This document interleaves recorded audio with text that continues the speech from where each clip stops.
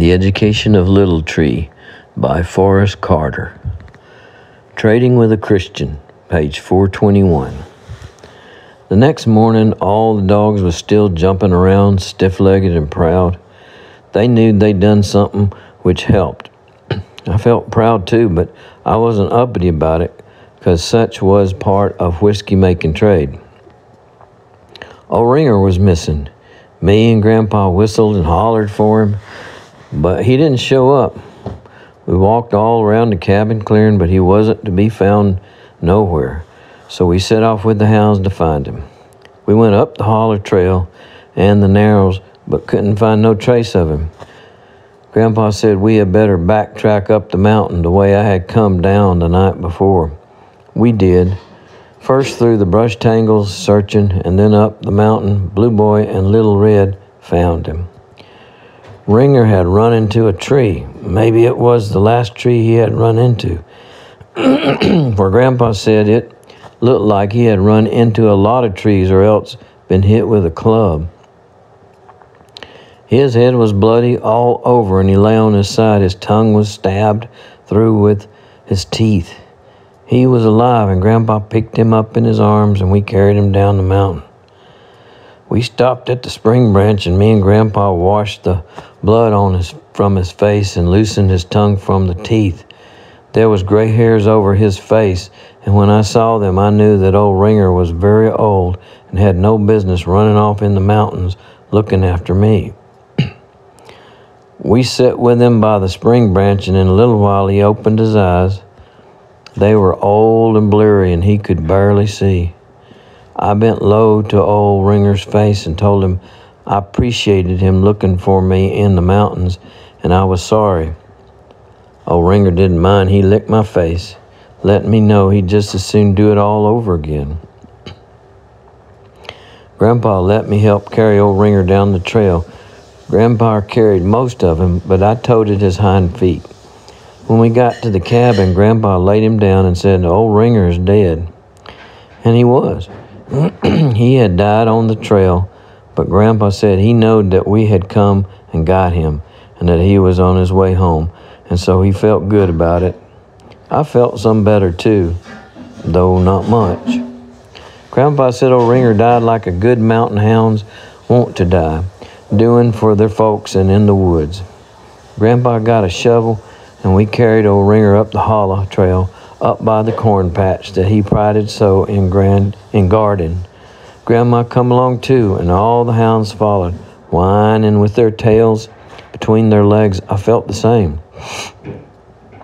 Grandpa dug old Ringer's grave at the foot of a little water oak. It was a pretty place. Red sumac all around in the fall, and a dogwood tree standing by with white blooms in the spring. Grandma laid a white cotton sack in the bottom of the grave and placed old Ringer on it and wrapped it around him. Grandpa put a big board over old Ringer so the coons couldn't dig him up. We covered up the grave. The hounds stood around knowing it was old Ringer, and old Maud whined. Her and old Ringer had been partners at the corn patch. Grandpa pulled off his hat and said, "Goodbye, old Ringer." I said, "Goodbye, old Ringer," too, and so we left him under the water oak tree. I felt total bad about it and empty, and Grandpa said he knew how I felt, for he was feeling the same way. Excuse me. But Grandpa said everything you lost, which you had loved, give you that feeling. He said the only way around it was not to love anything, which was worse because you'd feel empty all the time. Grandpa said, supposing old Ringer had not been faithful, then we would not be proud of him. That would be a worse feeling. Which is right. Grandpa said when I got old, I would remember old Ringer, and I would like it to remember. He said it was a funny thing, but when you got old and remembered them you loved, you only remembered the good, never the bad, which proved the bad didn't count nohow. But we had to get on with our trade. Me and Grandpa toted our wares over the cutoff trail to Mr. Jenkins' Crossroads store. Wares is what Grandpa called our whiskey. I liked the cutoff trail. We went down the hollow trail, and before we reached the wagon ruts, we turned and bared left to the cutoff trail. It ran over the ridges of the mountains that sloped toward the valley like big fingers pushing out and resting in the flatlands. The hollows we crossed were shallow between the ridges and easy to climb out of. The trail was several miles long, passing through stands of pine and cedar on the slopes, persimmon trees and honeysuckle vine. In the fall of the year, after frost had turned the persimmons red, I would stop on the way back and fill my pockets and then run to catch up with Grandpa.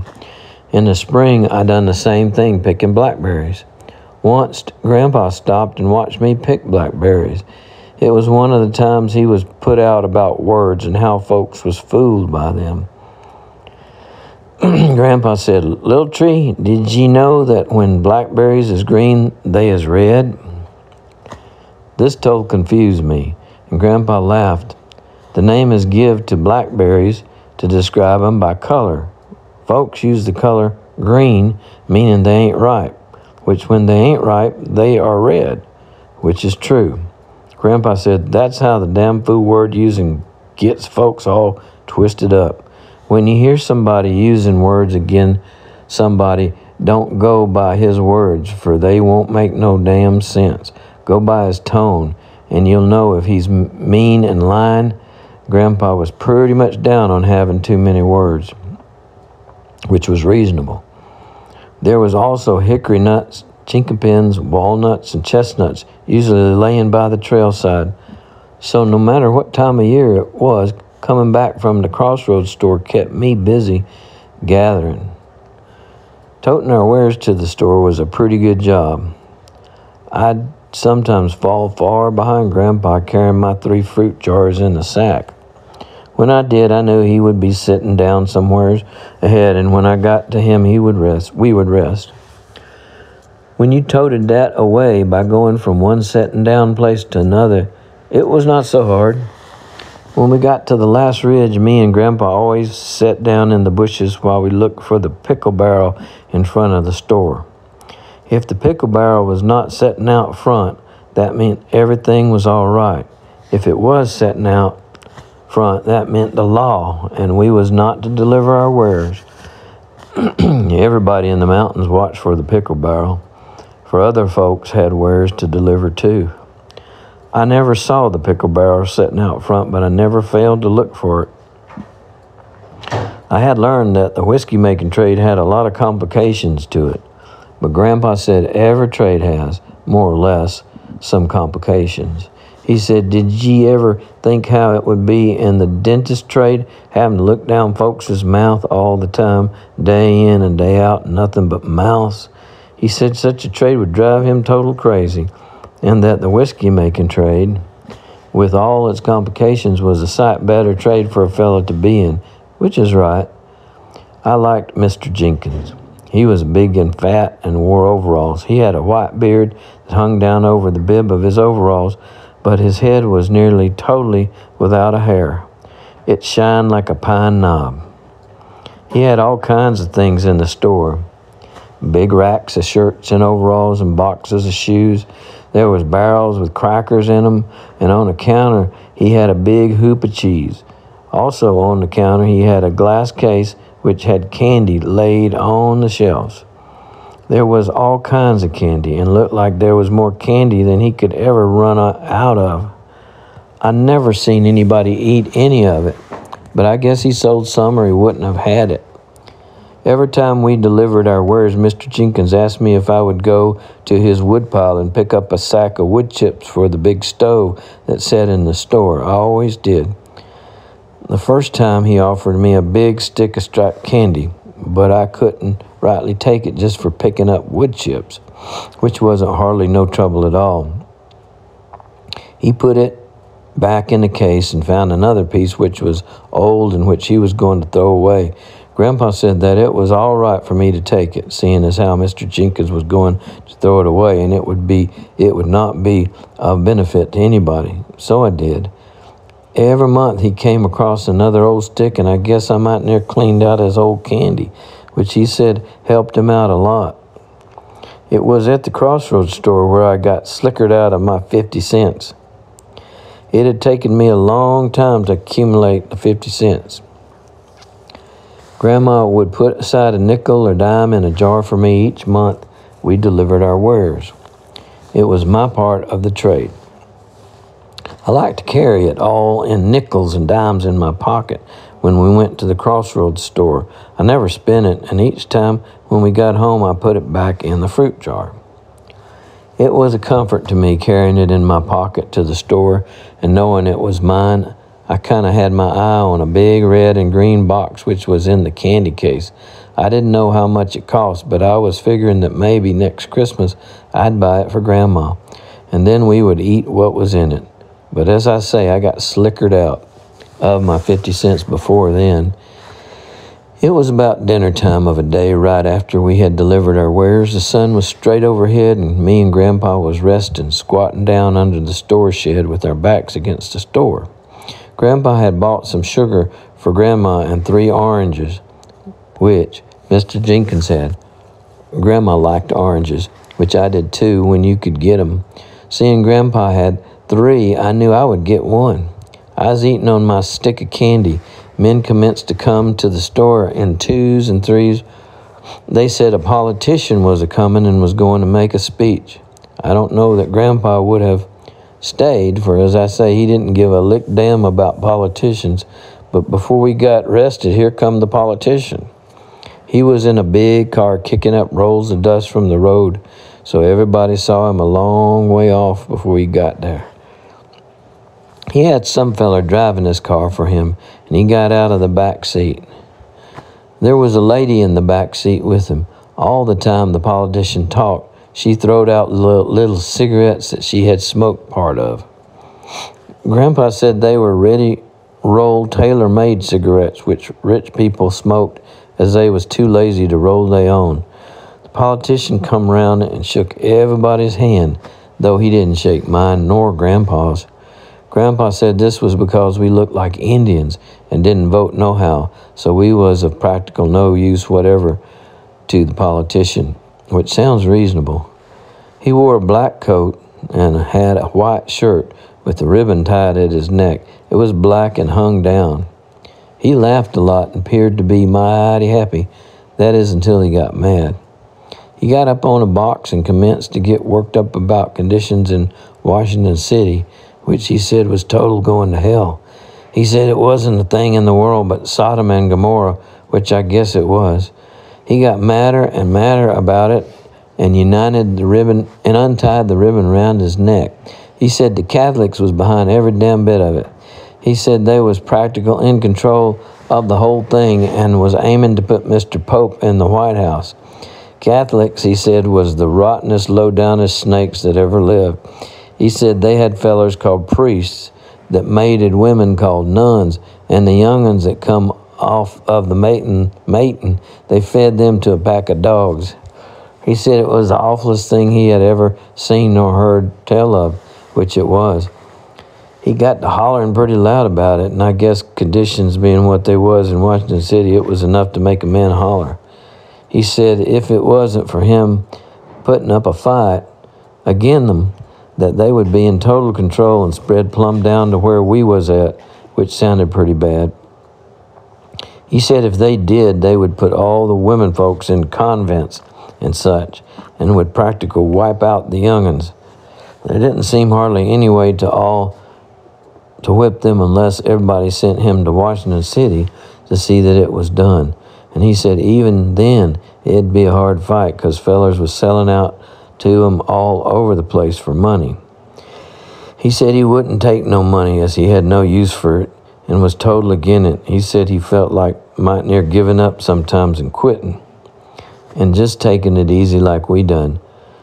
I felt right bad taking it easy, but when he finished talking, he got down from the box and commenced to laugh and shake hands with everybody, which it looked like he had plenty of confidence he could handle the situation in Washington, D.C.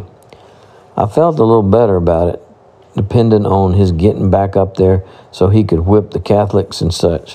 While he was shaking hands and talking to folks, a feller walked up to the fringe of the crowd leading a little brown calf on a rope.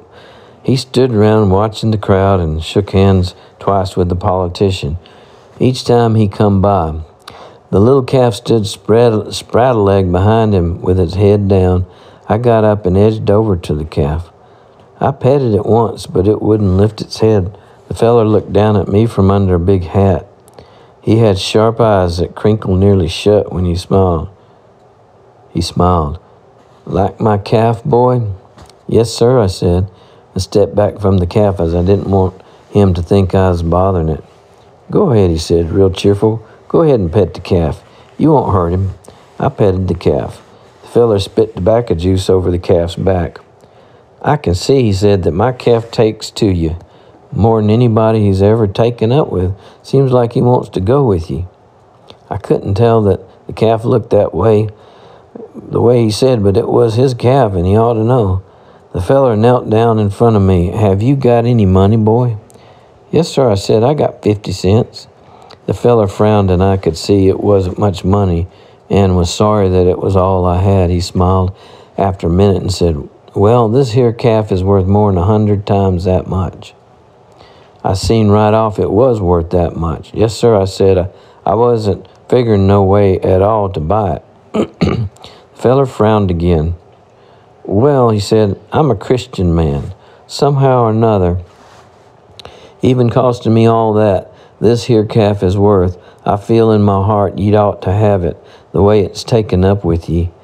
He thought on this for a while, and I could see right off that it pained him a lot to think of parting with the calf. "I ain't ner wouldn't take him at all, mister," I said.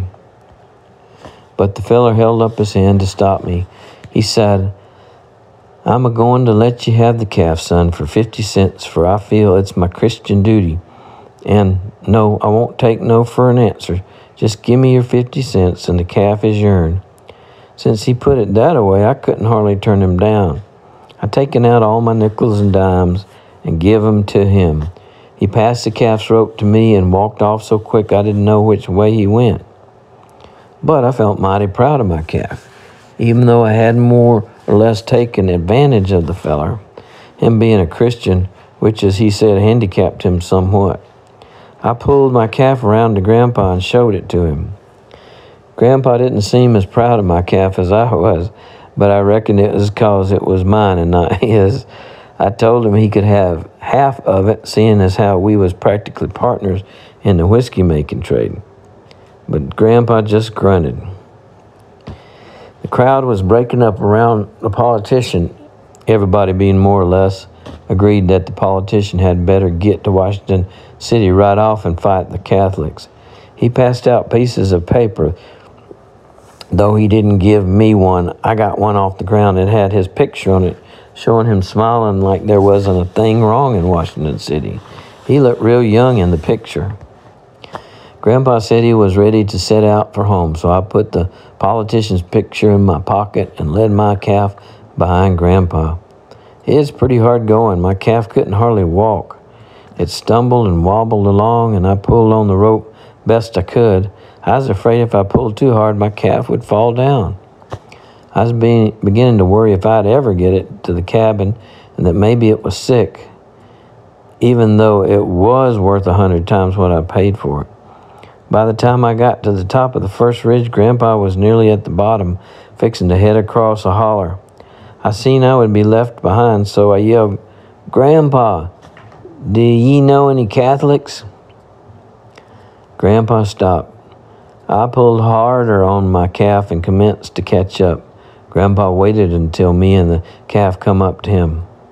"I seen one once," Grandpa said, "at the county seat." Me and the calf caught up and was resting as hard as we could. One I seen, Grandpa said, didn't look particular mean, though I figured he had been in some kind of scrape. He'd got his collar twisted up and more than likely was just drunk enough that he failed to notice it. He appeared to be howsoever peaceful enough. Grandpa sat down on a rock, and I seen he was going to give some thought to it, for which I was glad. My calf had his front legs spraddled in front of him and was panting pretty hard. "Howsoever," Grandpa said, "if ye taken a knife and cut for half a day into that politician's gizzard, he'd have a hard time finding a kernel of truth. You'll notice the son of a bitch didn't say a thing about getting the whiskey tax take off, or the price of corn, or nothing else for that matter, which was right. I told Grandpa that I had noticed the son of a bitch never said a word about it. Grandpa reminded me that that son of a bitch was a new cuss word and was not to be used no way at all around Grandma. Grandpa said he didn't give a lick damn if priests and nuns mated every day in the week, no more'n he cared how many bucks and does mated. He said that was their mating business. Grandpa said that as far as them feeding young'uns to dogs, that there would never come a day when a doe would feed her young to a dog, nor a woman, so he knowed that was a lie, which is right. I commenced to feel some better about the Catholics. Grandpa said that wasn't no doubt in his mind that the Catholics would like to get control, but he said if you had a hog and you didn't want it stole, just get 10 or 12 men to guard it, each one of which wanted to steal it. He said that hog would be safe as in your own kitchen. Grandpa said they was all so crooked in Washington City that they had to watch one another all the time. Grandpa said that they was so many trying to get control, it was a continual dogfight all the time anyhow. He said the worst thing wrong with Washington City was it had too many damn politicians in it.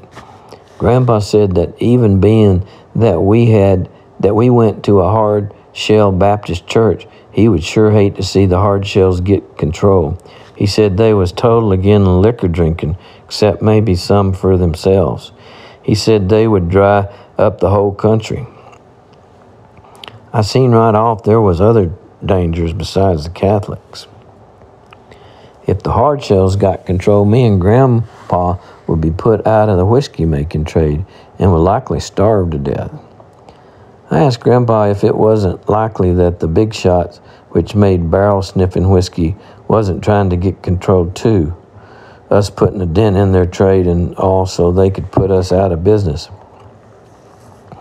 Grandpa said that without a doubt they was trying hard as they could, bribing politicians practical every day in Washington City. Grandpa said there was only one thing certain. The Indian was never going to get control, which appeared not likely. While Grandpa was talking, my calf laid down and died. He just laid over on his side, and there he was. I was standing in front of Grandpa holding on to the rope, and Grandpa pointed behind me and said, "Your calf is dead." He never owned to half of it being his. I got down on my knees and tried to prop its head up and get it on its feet, but it was limp. Grandpa shook his head. "It's dead, little tree. When something is dead, it's dead," which it was. I squatted by my calf and looked at it. It was mighty near close to being as bad a time as I could remember. My 50 cents was gone and the red and green box of candy, and now my calf being worth 100 times what I paid for it. Grandpa pulled his long knife from his moccasin boot and cut the calf open and pulled out its liver. He pointed at the liver. "It's speckled and diseased. We can't eat it." It looked to me like there wasn't anything at all that could be done with it. I didn't cry, but I mighty near did. Grandpa knelt and skinned the calf. "Reckon Grandma would give you a dime for the skin. Likely she can use it," he said. "And we'll send the dogs back. They can eat the calf." Reckon that was all that could be made of it. I followed Grandpa down the trail, carrying the hide of my calf all the way to the cabin. Grandma didn't ask me, but I told her I couldn't put my 50 cents back in the jar, for I had spent it for a calf which I didn't have. Grandma gave me a dime for the hide, and I put that in the jar. It was hard to eat that night, though I liked ground peas and cornbread. While we was eating, Grandpa looked at me and said, "You see, little tree, ain't no way of learning except by letting you do. If I had stopped you from buying the calf, you'd have always thought you'd ought to had it. If I'd told you to buy it, He'd blame me for the calf dying. You have to learn as you go. Yes, sir, I said. Now, Grandpa said, what did you learn? Well, I said, I reckon I learned not to trade with Christians. Grandma commenced to laugh. I didn't see hardly anything funny at all about it. Grandpa looked dumbstruck. Then he laughed so hard he choked on his cornbread. I figured I had learned something funny, but I didn't know what it was. Grandma said, what ye mean, little tree, is that ye'll be likely to have caution at the next feller who tells you how good and what a fine feller he is. Yes, ma'am, I said, I reckon. I wasn't sure about anything except I had lost my 50 cents. Being plumb wore out, I went to sleep at the table and my head come down in my supper plate. Grandpa had to wash ground peas off my face. That night I dreamed the hard shells and the Catholics come amongst us. The hard shells tore up our steel and the Catholics ate up my calf. A big Christian was there smiling at the whole thing. He had a red and green box of candy and said it was worth 100 times as much, but I could have it for 50 cents, which I didn't have 50 cents and so could not buy it. End of chapter.